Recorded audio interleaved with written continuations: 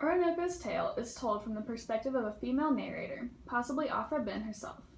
The narrator claims to have known Oroonoko during his captivity in Suriname, South America. Suriname is a British colony at the time the narrative takes place, the 1660s. As the novel's full title announces, Oroonoko is not just any old slave. He is the last descendant of a royal line and the prince of an African country called Coromantien, modern-day Ghana. Coromantien is a brave and warlike nation that participates in the transatlantic slave trade, selling prisoners of war to Western ships. Oroonoko has grown up away from the court and has been trained to be a great military leader by Imoida's father. One day, during an intense battle, Imoida's father takes a fatal arrow in the eye and saves Oroonoko's life. The 17-year-old Oroonoko becomes the new general and returns to court an elegant and intelligent young man. The narrator spends much time describing Oroonoko's noble characteristics and is particularly interested in detailing his exceedingly fine physical beauty, which is a blend of Roman and African traits. While at court, Oroonoko visits the daughter of his foster father, the beautiful and pure Imoida. They fall in love at first sight. They participate in a marriage ceremony, but Oroonoko still has to ask his grandfather, the king, for his blessing, in keeping with the patriarchal customs of the society. However, the king, a lustrous old man, hears about Imoida's beauty. After seeing her at court, he decides he wants her to become one of his concubines. While Oroonoko is off hunting, the king sends her the royal veil, a sign of invitation for attractive women to come to court. Imoida is duty-bound to obey. Separated from her true love, Imoida is kept cloistered at the Oton, the king's pleasure palace. She is still a virgin and refuses, as much as she can, the king's advances. Due to the strict laws of the Oton, Oroonoko is prevented from seeing Imoida until the king invites him. Despite being persuaded otherwise by those around them, the lovers remain faithful to each other.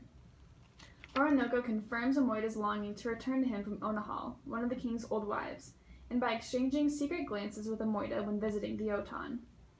Before Oroonoko leaves for war, he is determined to consummate his marriage to Imoida. With the help of his good friend and fellow warrior, Oban, he concocts a plan to do so. Oban seduces Onahal, who quickly agrees to help the lovers, and Oroonoko and Imoida spend the night together. Unfortunately, the king, who had been suspicious that something might happen, sends his guard to confront Oroonoko, but Oroonoko flees to the battlefront.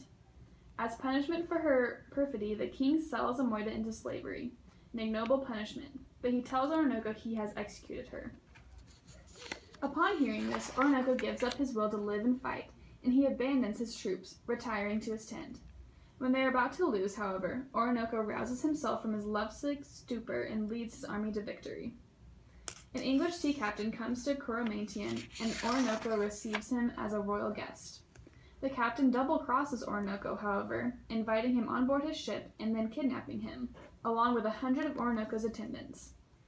The captain brings Oroonoko across the Atlantic to Suriname, where he sells him to an intelligent and kind-hearted slave owner named Trefry. Trefry gives Oroonoko the name Caesar and promises to help him free one day. Trefry also unwittingly reunites Caesar with Imoida, who Trefry knows as Clayman.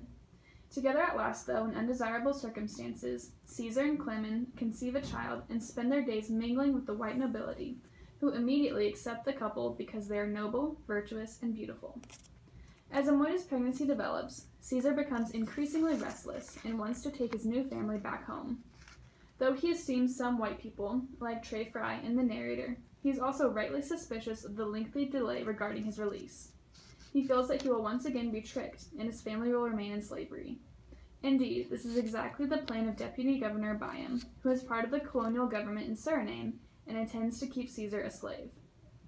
Because he is a man of action, Caesar determines to take matters into his own hands and convince the slaves to run away. Led by Caesar, they manage to escape, but their journey ends in disaster when the white colonists come after them. With the exception of Caesar's friends, Tuscan, most of the slaves flee the group, leaving Caesar and a heavily pregnant Imoida to confront the plantation owners. They all fight bravely, and Imoida wounds Byam in the shoulder with a poisoned arrow. With the help of Trefry, Byam convinces Caesar to surrender peacefully and promises to fulfill all his demands. They write a contract, but Byam almost immediately breaks it. He sequesters Imoida and brutally whips Tuscan and Caesar.